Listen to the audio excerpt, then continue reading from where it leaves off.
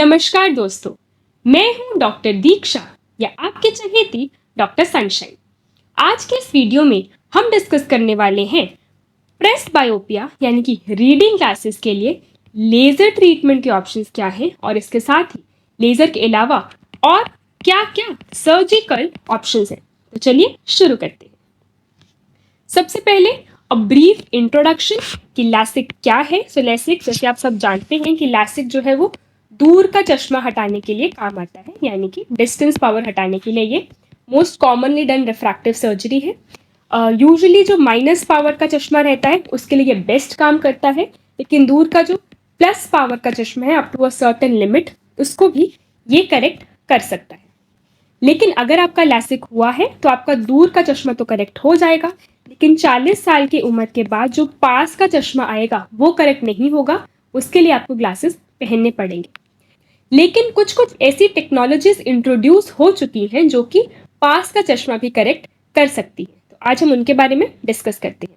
पहले ब्रीफ दोनों कंडीशंस में डिफरेंस क्या है, लैसिक क्या है और लैसिक और प्रेस बायोपिया क्या है ये देख लेते हैं। तो लैसिक से पहले हम जो एक मोस्ट कॉमन चीज़ देखते हैं वो है स्टेबिलिटी ऑफ पावर, यानी कि आपके चश्मे का नंबर जो है वो स्टेबल होना चाहिए ओवर लास्ट 6 मंथ्स या प्रेफरेबली ओवर लास्ट 1 ईयर।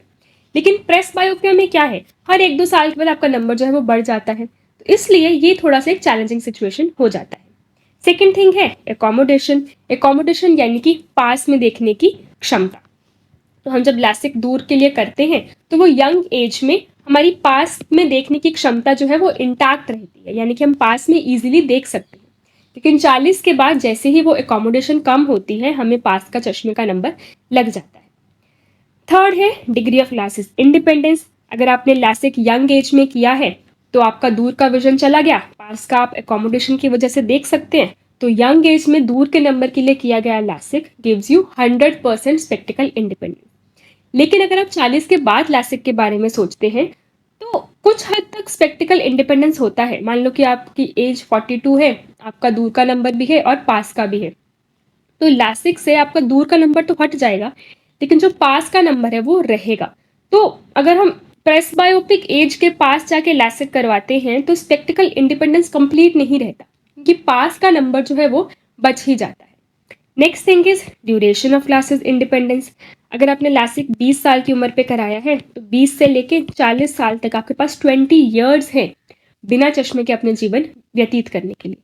लेकिन अगर आप 38 पे लैसिक कराते हैं तो आपके पास सिर्फ 2 ही साल है, क्योंकि 40 या 42 तक आपको रीडिंग का चश्मा तो आ ही जाएगा। और अगर आप 42 या 43 की एज पे डिस्टेंस पावर के लिए लैसिक करवाते हैं तो भी आपका सिर्फ दूर का चश्मा हटेगा, पास का चश्मा रहेगा। तो दोनों केसेस में डिग्री ऑफ स्पेक्टिकल इंडिपेंडेंस और ड्यूरेशन ऑफ स्पेक्टिकल इंडिपेंडेंस काफ़ी अलग है। Next is comparative vision in both eyes.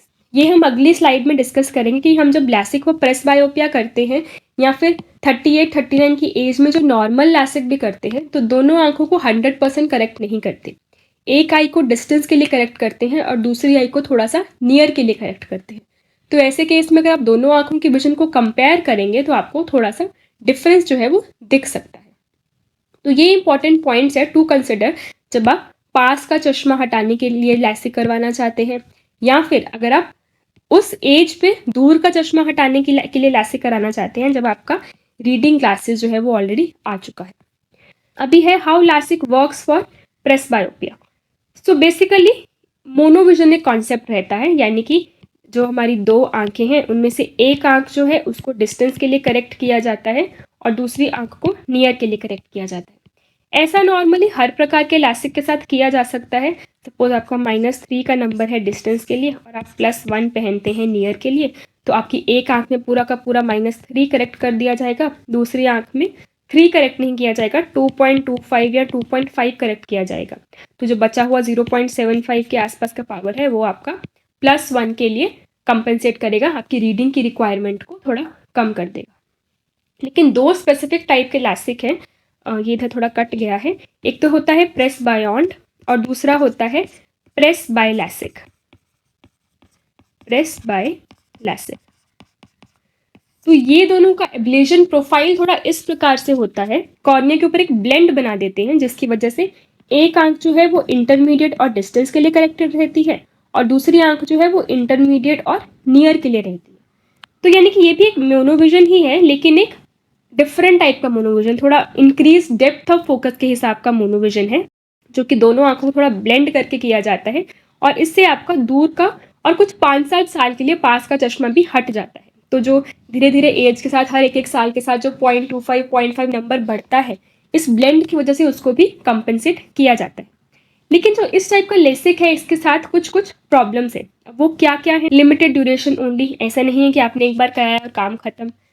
5-7 या मैक्सिमम 10 साल ये टेक्निक काम करेगी, उसके बाद आपको कुछ ना कुछ और ऑप्शन कंसिडर करना पड़ेगा या फिर आपको चश्मे पे वापस आना पड़ेगा। Discrepancy in vision of both eyes, ये हमने डिस्कस किया कि एक आंख को दूर के लिए करेक्ट किया जाता है, दूसरी आंख को पास के लिए करेक्ट किया जाता है।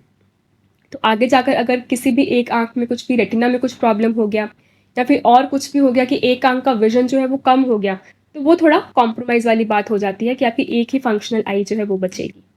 Next, potential problems in IOL power calculation in setting of cataract in future.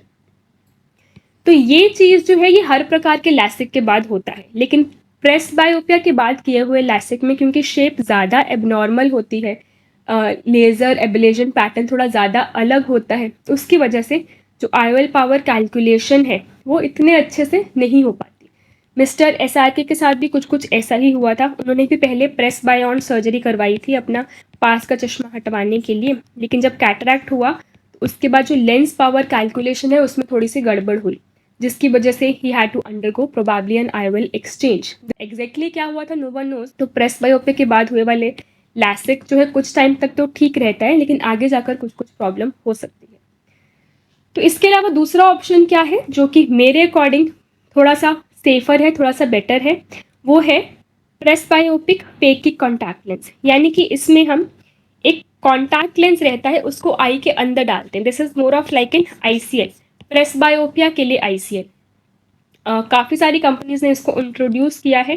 Star का भी इंट्रोड्यूस इंडिया में होने ही वाला है और जो केयर ग्रुप है उनका ऑलरेडी मार्केट में है। ये ICL जो है ये लगभग 10 साल तक के लिए रहता है और आपका जो रीडिंग का पावर जो है वो हटा देता है। इसमें बाद में कैटरैक्ट सर्जरी से रिलेटेड भी कुछ प्रॉब्लम नहीं होती है क्योंकि ये 100% रिवर्सिबल है। जब भी कैटरैक्ट हो तो सर्जरी कर कर इस लेंस को रिमूव किया जा सकता है और जो भी कैलकुलेटेड पावर है उसके साथ कैटरैक्ट सर्जरी जो है वो करेक्ट की जा सकती है। So again, these are few options for correcting your reading glasses power. हमने इस सीरीज़ में पहले क्या क्या डिस्कस किया था? हमने ग्लासेस के बारे में डिस्कस किया था, फिर हमने प्रेस बायोपिया ड्रॉप्स के बारे में डिस्कस किया और फिर हम कुछ रिफ्रैक्टिव सर्जरीज के बारे में भी डिस्कस कर रहे हैं, जिसमें से एक है लैसिक, सेकेंड है ये press biopic phakic contact lens और थर्ड और अल्टीमेट चीज़ है वो है रिफ्रैक्टिव लेंस एक्सचेंज। अब इसमें क्या होता है, चश्मा हटाने के लिए मोतियाबिंद का ऑपरेशन कर दिया जाता है इवन बिफोर कि मोतियाबिंद हुआ है, यानी कि कैटरैक्ट नहीं है आपको, लेकिन just to remove glasses cataract surgery की जाती है। तो मेरे अकॉर्डिंग में ये एक सबसे ज़्यादा प्रैक्टिकल और मोस्ट सूटेबल चीज़ रहती है, स्पेशली अगर आपकी एज 40 या 45 से ज़्यादा है और आप कंप्लीट स्पेक्टिकल इंडिपेंडेंस चाहते हैं कि आपको चश्मा पहनना ही नहीं है। तो सबसे ज़्यादा प्रैक्टिकल चीज़ मेरे ओपिनियन में रिफ्रैक्टिव लेंस एक्सचेंज रहती है। कॉस्ट एफिशिएंट है।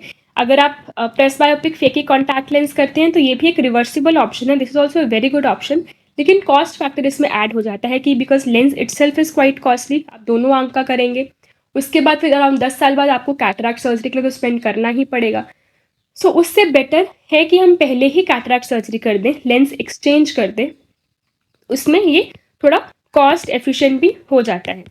और इसमें हम जो आजकल तो लेंसेज भी इतने अच्छी अच्छी क्वालिटी के आ गए हैं, हमारे पास EDOF लेंसेज हैं, हमारे पास मल्टीफोकल लेंसेज हैं जो कि सर्जरी के बाद आई में डालने से ऑलमोस्ट 90-95% तक स्पेक्टिकल इंडिपेंडेंस देते हैं। और ये सर्जरी करने का दूसरा एडवांटेज ये है कि इसके बाद आपको 5-7-10 साल के बाद कुछ कैटरैक्ट होने का भी सवाल ही नहीं है, क्योंकि आँख में से लेंस ऑलरेडी निकल चुका है, तो कैटरैक्ट होने का भी ऑप्शन नहीं है। This is like one stop solution. तो अगर आप 40-45 हैं और आपका दूर का पास का नंबर दोनों है और आप स्पेक्टिकल इंडिपेंडेंस के बारे में कंसिडर कर रहे हैं, के बारे में डिस्कस कर रहे हैं, कंसिडर करना चाहते हैं, तो I think refractive lens exchange is the most practical and best option for you. So these were the few points जो मैं चाहती थी डिस्कस करना रीडिंग ग्लासेस के बारे में। आई होप ये इन्फॉर्मेशन आपको अच्छी लगी हो। अगर ये वीडियो पसंद आया हो तो उसे लाइक और शेयर करें और ऐसे और इंफॉर्मेटिव वीडियोस के लिए मेरे चैनल को सब्सक्राइब करें।